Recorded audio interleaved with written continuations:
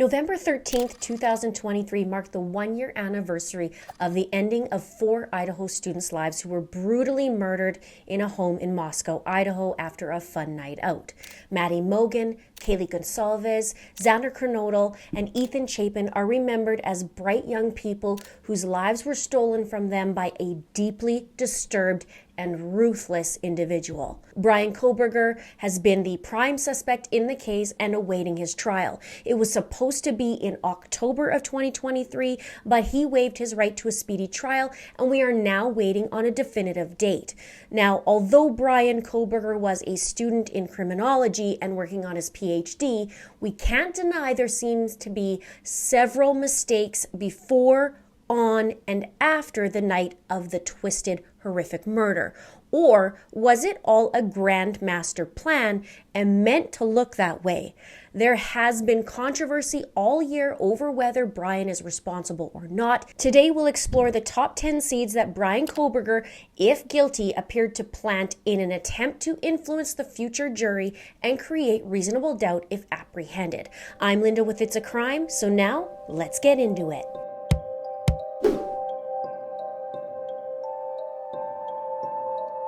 As we look back at the facts of the case, there are some very interesting patterns, and well, as I always say, people have patterns. In every move, it seemed purposeful, calculated, almost as if he wanted to look like there were mistakes, a deliberate plan to take the attention away from him, a diversion. After all, a criminology student wouldn't make these mistakes, right? Or would he? Now, Bryan Kohberger is a guy who was working on his PhD in criminology, and he sounded like a guy who should have it all figured out, right? But there's this twist to this entire picture, and it's definitely not that simple. Here's how Bryan planted seeds of doubt for the future jury. Number 1, he surveyed criminals 5 months before the murder. Was it a guise or is it legit? In the months leading up to the gruesome killings, Bryan decided to dive headfirst into the minds of criminals, survey and all. The survey was quite detailed, and it seemed like he was on a mission to figure out what goes on in the twisted minds of those who chose a dark path. And one could argue that it was just a research project, as he called it, but research for what? Was this innocent or was it more? Bryan was digging deep into the nitty-gritty. The questionnaire delved into details such as victim selection, pre-crime preparation, and the emotions criminals experienced before, during, and after committing offenses. Nothing was off limits. Some of the questions did include, why did you choose that victim or target over others? Before making your move, how did you approach the victim or target? Please detail what you were thinking and feeling. Also, he asked, did you commit the crime alone? Yes or no? And if not, how many people were involved? And after arriving, what steps did you take prior to locating the victim or target? Please detail your thoughts and feelings. Then goes on to ask, before leaving, is there anything else you did?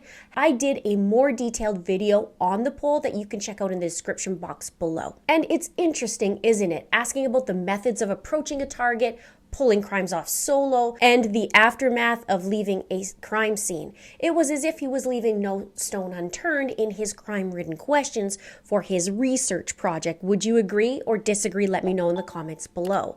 Now, one could say, it was just for his research and it's nothing, but if he was planting seeds, one could say it would be a great way to find out how he could get away with a crime and info gather. This would potentially sway a jury, leaving reasonable doubt because the survey is just part of his schooling and it's a coincidence, and I don't believe in that. If this was for nefarious reasons, which very well could be, did he decide based on that survey that he was able to do this alone, or did he have help? Did it give him confidence? Was this part of his pre-plan? Number 2, there were blatant and bizarre behavioral shifts. Were they natural or contrived? Bryan's former classmates noticed something straight up bizarre in his behavior from before the murders to after. One minute, he's the poster child for perpetual exhaustion before the killings, and the next, he's upbeat and Mr. Chatty Cathy after, as the semester progressed. A classmate said, he seemed more upbeat and willing to carry on a conversation, but they also said he would become quiet and deadpan when the class discussed the case. But that's not all in sudden behavior differences. He was a teacher's assistant, and there were changes even how he graded the students. His grading suddenly turned into a give everyone a gold star party, whereas before he was known to be hard on the other students. According to one of the students, they said pretty much if you turn something in, you're going to get a high mark. They also said he stopped leaving notes and seemed preoccupied. Do you think Bryan was on a natural high after these murders, or was it deliberate, or was it something else unrelated? And what about a chat with his neighbor? It's not your typical block party small talk, but nothing is typical in this case. The neighbor said this about the murders. He brought it up in conversation. He asked if I had heard about the murders, which I did. And then he said, yeah, seems like they have no leads. Seems like it was a crime of passion. This unsettling conversation definitely raised some eyebrows. Another oddity in behavior is gloves made a surprise appearance in his everyday life. For example, in one instance, while under surveillance, he went to a grocery store, but not without channeling his inner secret agent. It's like he was auditioning for a role in a spy movie right there in the cereal aisle. Gloves on, cruising through the store, you can't help but wonder, is he trying to avoid leaving any trace behind? Maybe he's on a mission to outsmart the surveillance cameras, or he's just really germophobic. It's weird, unless, of course, he had a purpose to not leave a fingerprint anywhere for fear of linking up to a crime. Although it's pretty blatant behavior, did he want to be seen with these gloves and to mess with those investigating? Playing cat and mouse kind of thing. Bryan was already known to have odd behavior and OCD, so was he just like that? Did he wear gloves before? Was there more to this? Number 3, he left a knife sheath behind, but the murder weapon is still missing. Left there on the bed where Kaylee and Maddie's lives took a dark turn laid a knife sheath, partially under Maddie's body, but no sign of the murder weapon. The sheath was embossed with letters USMC and with the Marine Corps insignia. In one of my videos, or previous videos, I talked about who could be the target and talked about feeling like it was Maddie who was the target, and more we are finding out clues that lead to pointing to Maddie, but we really don't know yet. So was the sheath left intentionally, a sinister move in some gruesome game, or was it a slip-up, an oversight in the chaos and heightened emotions in the aftermath of this horrific crime? John Kelly, who is a criminal profiler and psychotherapist, thinks he may be leaving that knife sheath to play mind games. He says, this is staging 101. They're going to look at this and they're going to think it's a military guy that did this. Some guy with some kind of training who lives up the road. He also says, if you took a pistol out of your holster, wouldn't you put it back in? I don't know anybody who wouldn't. And if I went fishing and had to take my knife out, I would put it back in the sheath. Bryan is also known to be vegan and is described as obsessive compulsive. John said, you're such a clean vegan who's obsessive compulsive about what you eat and everything else, just the hygiene of carrying a bloody knife around, wearing it somewhere on your person as you get out of the house. His theory is that perhaps he left it behind on purpose, but not without wiping it down first. However, John Kelly's not giving Bryan too much credit, calling him out as no genius and suggesting that his whole plan might have been to set him up for getting caught. Now, in a minute, I'll get into some comments that coincide with talking about the sheath and possibly backing up that he left it there purposely. Would this be his signature or calling card, as it's called in criminology? In criminology, a calling card is a particular object, sometimes left behind by a criminal at a scene of a crime, often as a way of taunting police or claiming responsibility. As for the missing murder weapon, while authorities are searching for a K-bar military knife, they were also searching Bryan's online activities and purchases. Prosecutors served search warrants for customer accounts at Amazon, eBay, Apple, and PayPal, and from Amazon they demanded all detailed customer click activity pertaining to knives and accessories. They were looking for specific dates from March 20th to March 30th, 2022, which is 8 months before the murders took place, and November 1st to December 6th. On eBay, they sought out information as well about 13 specific eBay users. 2 of those users were listed as living in Washington, 1 in Idaho, and 1 in Pennsylvania.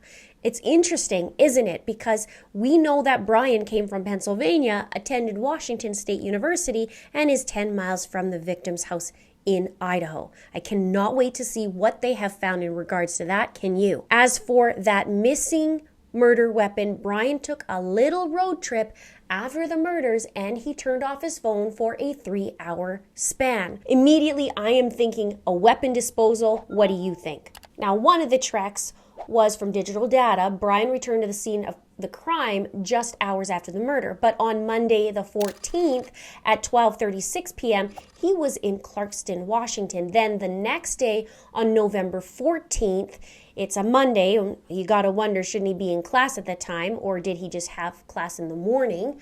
But at 12:36 p.m., Bryan's phone pinged in Clarkston, as I mentioned. Then he goes to Johnson, Idaho, 2 hours east. And it's 1.5 hours away from Clarkston and 2 hours from Pullman.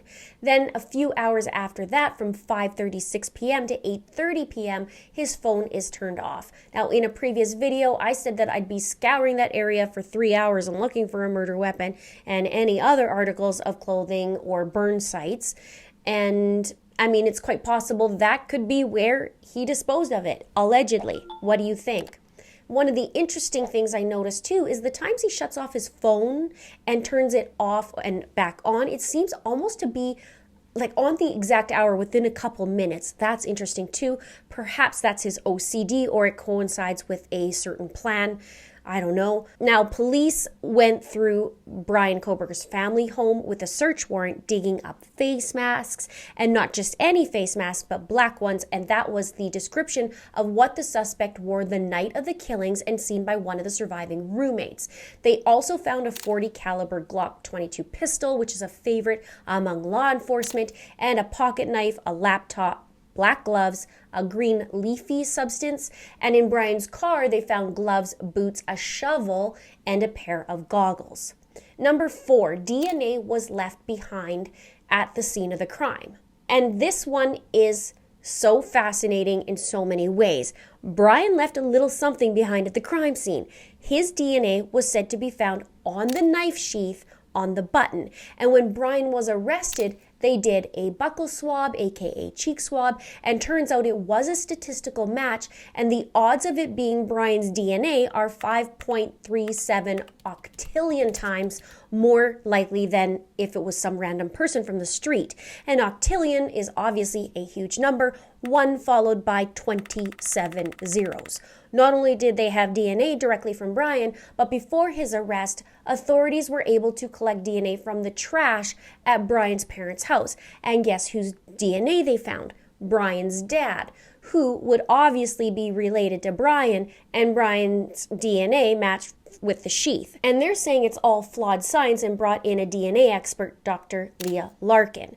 In her affidavit, the doctor makes a case that the DNA profiles whipped up by at-home testing kits from places like 23andMe and Ancestry DNA aren't quite on par with the ones crafted in specialized labs, raising doubts about their reliability. The document underscores that a shoddy kit could leave you with too few matches or even some mysterious matches that don't actually signify a family connection.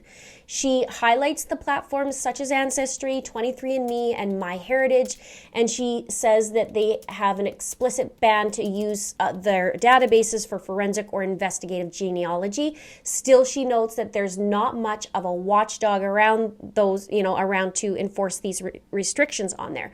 Now, I've done several tests personally and used some of the different companies. I'm not saying that it's untrue what she's saying at all because she's an expert, but I will say the way they word it is interesting because phantom matches typically is when it is a very distant connection. So it'll say like you have 8 centimorgans, which is a teeny tiny amount of DNA shared, but it goes up to generations and generations, and it could be a nothing burger. Bryan's DNA matching with his dad or on the button of the sheath would not be phantom. It would be a high amount of DNA matched. In the absence of effective oversight, forensic genetic genealogists are an honor system to obey the terms of service and the Department of Justice interim policy on forensic genetic genealogy. She then goes on to say she's aware of where genetic genealogy has been wrong, as well as cases where the databases were used improperly by the authorities. The defense is also claiming that the DNA could have been planted there by investigators. They're waving around 2 other male DNA samples as well, found in the house like it's a bingo game, and a DNA sample that was found on a glove outside the property a week after the murders. But here's the kicker. None of those samples were cozying up to the murder weapon sheath. Side note, the prosecution has until December 1st to submit all DNA evidence to the defense. Number 5, he carried his phone with him and turned his cell phone off, and his car was spotted on cam. Brazen or stupid? Bryan carried his phone with him. This is, in my opinion, a stupid move, wouldn't you agree? But why? He knew and knows better, so why is that? His phone activity pinged near the murder house on multiple occasions and spanning a period of time. There's even data that shows Bryan going back to the scene of the crime, as I mentioned, just hours after the murder. On August 21st, 2022, which is 3 months before the murders and right after Bryan moved, Bryan's phone was picked up by a cell phone tower providing coverage to the murder house, 1122 King Road, Moscow, Idaho. Bryan's phone was picked up by a cell phone tower near the property at least 11 more times before the murders on November 13th. And on November 13th, 2022 at 2:42 a.m., Bryan's phone was near his home in Pullman, Washington. At 2:47 a.m., his phone pinged again, traveling south, then the phone stopped pinging. It was either put in airplane mode, turned off, or dropped off the network. At 3:26 a.m., Bryan's vehicle, his Hyundai Elantra, was captured on CCTV cruising the streets of Indian Hills Drive in Moscow, Idaho. It departed 2 minutes later. The car then heads to the student's home, and it said during this 3:30 mark, the vehicle was observed circling the home 3 times within 30 minutes before leaving via Walenta Drive, offering a clear view into the back of the victim's property. From 4 o'clock to 4:20 a.m., Maddie, Kaylee, Xana, and Ethan were all knifed to death. At 4:48 a.m., Bryan's phone pings the network again on Idaho State Highway 95 south of Moscow. Now, if we back up at the 4 a.m. mark, took place that window. At 4 a.m., Xana receives a DoorDash delivery at 4. And around 4:04, Bryan reportedly makes a 4th pass, executing a 3-point turn at the adjacent apartment complex. At 4:20, the suspect's vehicle is said to speed away from the King Road location, exiting the neighborhood through Walenta Drive. So we have that 20-minute, 15-minute period. At 4:50 a.m. to 5:26 a.m., his phone pings show traveling on Idaho 95 to Genesee, Idaho, and then the 2 west towards Uniontown, Idaho, and back north into Pullman, Washington, and it was a weird jaunt. Now, at 5:25 a.m., Bryan's car reappears on Johnson Road, linking the back roads below Moscow to Pullman. Subsequently, he's allegedly captured on 5 cameras at Washington State University heading back to his apartment. At 5:30, Bryan's phone pings again back home. And 3.5 hours later at 9 a.m., that's when his phone is on the move again and travels back to the area of the crime scene. It is picked up by a nearby cell phone tower between 9:12 and 9:21. 10 minutes later at 9:32, Bryan's phone indicates that he's arrived back home in Pullman, which again is only a 10-minute drive anyways. But the defense said Bryan just likes to go for drives and, was known to. Number 6, he disposed of things in Ziploc bags. When authorities served a search warrant and nabbed Bryan at his parents' house on December 30th, 2022 at 1:30 a.m. and arrested him, he was caught separating his trash from the family's kitchen garbage, complete with latex gloves on. Not only did he do that, he carefully sealed the garbage in Ziploc baggies. He was also seen disposing of things in the neighbor's trash as well. So why did he do this at his parents' house or the neighbors. Why in Ziploc bags? He'd preserve evidence, right? Is it deliberate? Is it blatant? Is this brilliant? Why didn't he dispose of things maybe on his 3-hour little trek? Comment below and let me know what you think.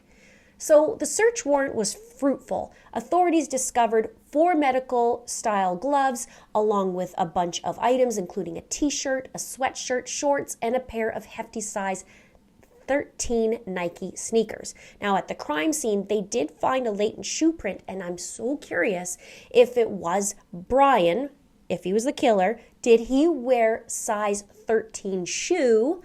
Or did he wear a different size? I'd love to know that piece. Now, in the probable cause affidavit, it talked about the latent shoe print, and it said it had a diamond-shaped sole pattern resembling that of a Van sneaker. What do you think about the shoes?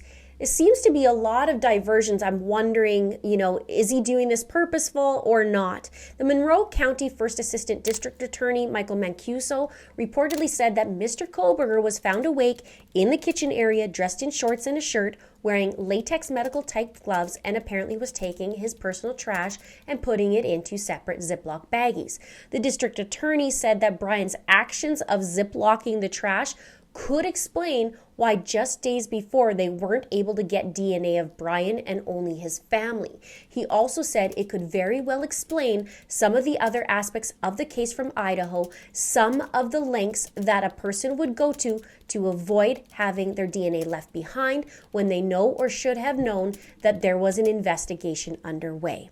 And remember, he was actually pulled on the side of the road with his dad traveling from Washington to Pennsylvania. So maybe that gave him a trigger to do this. This also circles back to the gloves, doesn't it? Number 7, there were planted theories and psychological games. We now enter characters like Papa Rogers, an online persona who seemed to stir the pot with speculations on crime details and potential motives. His post started November 30th, which is 2 weeks after the murders. Now, some of the comments that were made is, of the evidence released, the murder weapon has been consistent as a large fixed blade knife. This leads me to believe that they found the sheath. This evidence was released prior to autopsies. Now, the sheath was found, but this wasn't made public until after Bryan's arrest. He says, I believe the killer or killers came from the high side of the house. They were covered in blood after the attack. Now, this would be true as the killer left from the sliding back door at the back of the house. Next, did the killer or killers drive or walk to and from the scene? Thoughts? And there were multiple posts about the layout of the house and where the bodies were found.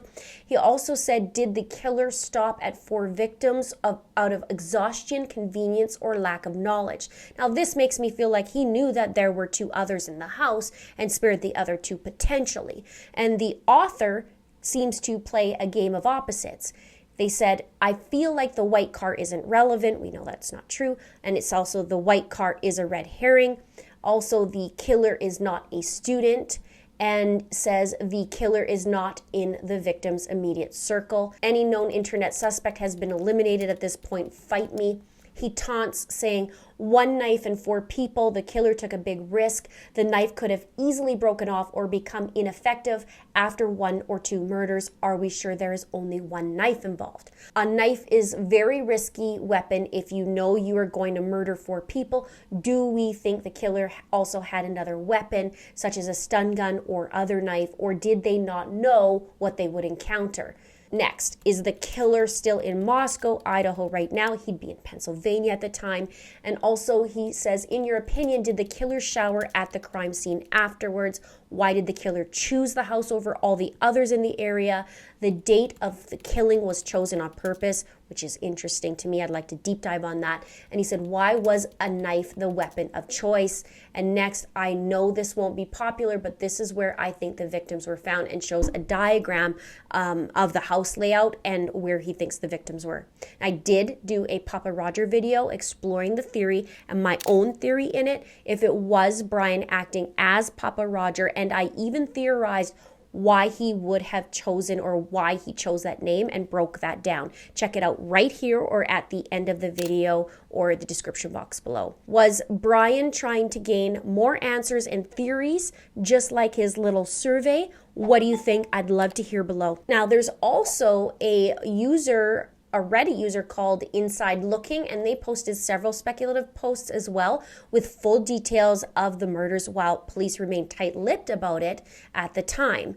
They said things like the killer parked behind the house, approaching property through tree line, entered sliding door and left it open, committed murders and exited sliding door, one knife according to coroner's statement, and time of murder approximately between 3:20 and 3:40 a.m. according to car fleeing scene and on camera on Highway 8 at approximately 3:45 a.m. The vehicle left skid marks upon exit. They also accurately pointed out that the pictures of a shoe print police were investigating belonged to the suspect.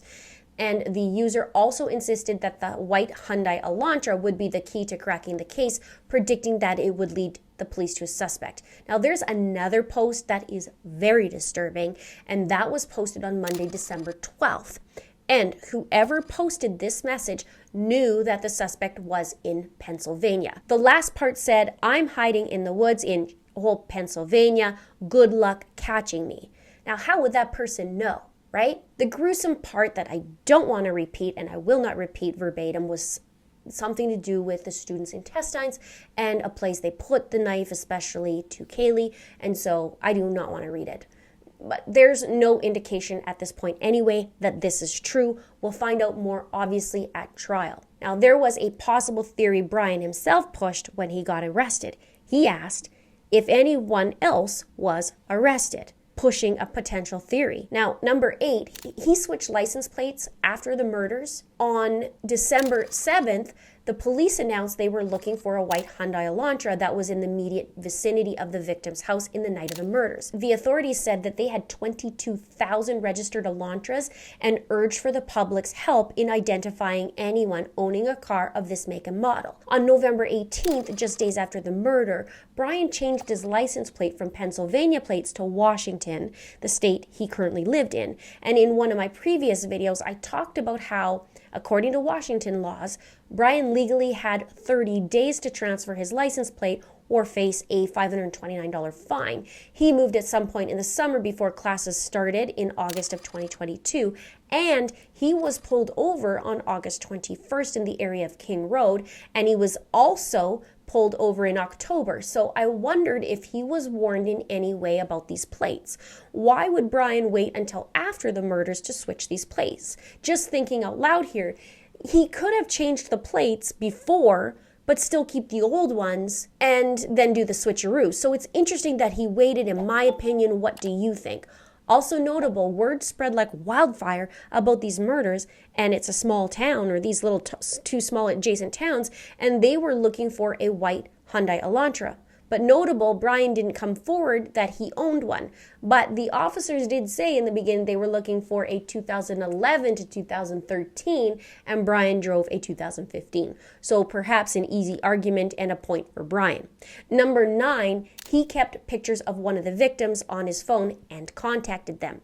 Bryan allegedly had more than one picture of one of the victims on his phone, and a confidential source was saying that he was definitely giving that one victim some special attention. Bryan also messaged one of the girls in late October and sent direct messages after she allegedly ignored him.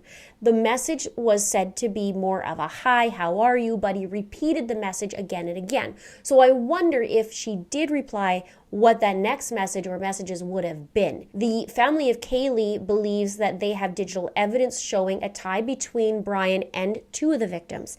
They handed over screenshots of an Instagram account they think belonged to Bryan, and the evidence suggests he was following both Kaylee and Maddie, even actively liking photos on Maddie's account. And the twist, after Bryan was arrested, poof, the account went silent. But here's the kicker. It's still a bit hazy whether they actually confirmed if it was Bryan's account or not. Of course, Bryan's defense is swearing that there's zero link between him and the victims. Not surprising. Number 10, he provided a supposed alibi that will exonerate him.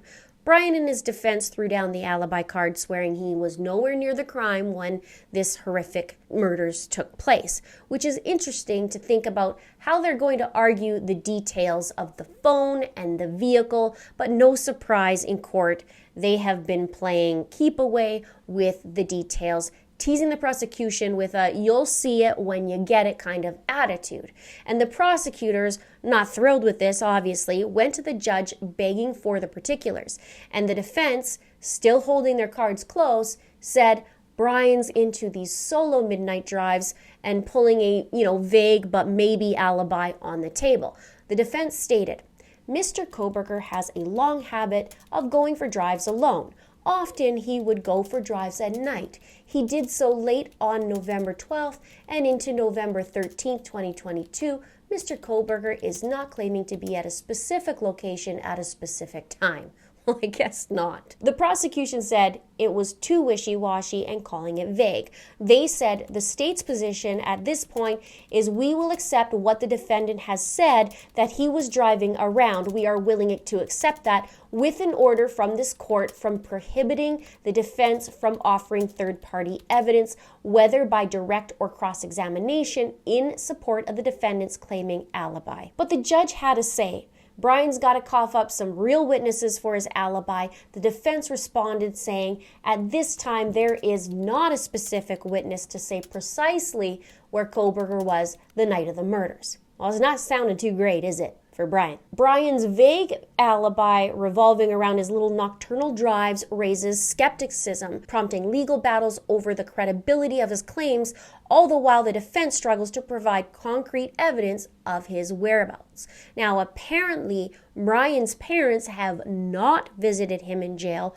or attended court appearances, but according to reports, they have been in contact through phone calls. I would love to be a fly on the wall as to how those calls would go.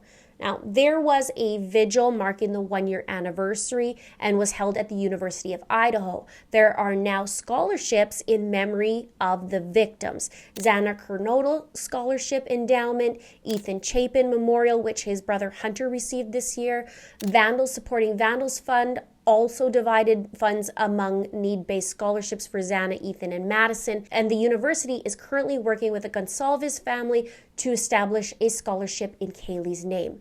They also made a memorial healing garden, and it was created for quiet reflection and remembrance and honor for all. Ethan's mom penned a book as well called The Boy Who Wore Blue, sharing the family's story. And the Chapins initiated the Ethan Smile Foundation, funding scholarships from a GoFundMe. Also, Tulip Valley Farms honored Ethan with Ethan Smile tulips. Olivia Gonsalves named her daughter after her late sister Kaylee. And the Gonsalves family celebrates Kaylee Jade Day on June 8th. Maddie May Day on May 25th honors Maddie's birthday, encouraging acts of kindness in her memory. And GoFundMe pages have been set up for the families of Xana, Ethan, Kaylee, and Maddie, and there's a joint page for Maddie and Kaylee. If I missed anything, please let me know below. When we put these pieces together, and remember, it's the ones we only know about, it's starting to look like Bryan perhaps made these moves intentional and part of his master plan. I mean, he really would know better. By doing these moves, does he think this will help him get away with murder? That's the loaded question. Planting doubt along the way. What do you think is the weirdest thing he's done so far that you have heard of? Let me know below. I'm curious. And what would you like me to dive more into on this case? I know you love deep dives. What would it be? Check out my theory on Papa Roger right here, and you can check out the other videos on the case right here. Don't forget to subscribe, like, and share. Thank you so much for watching. We'll see you in the next video.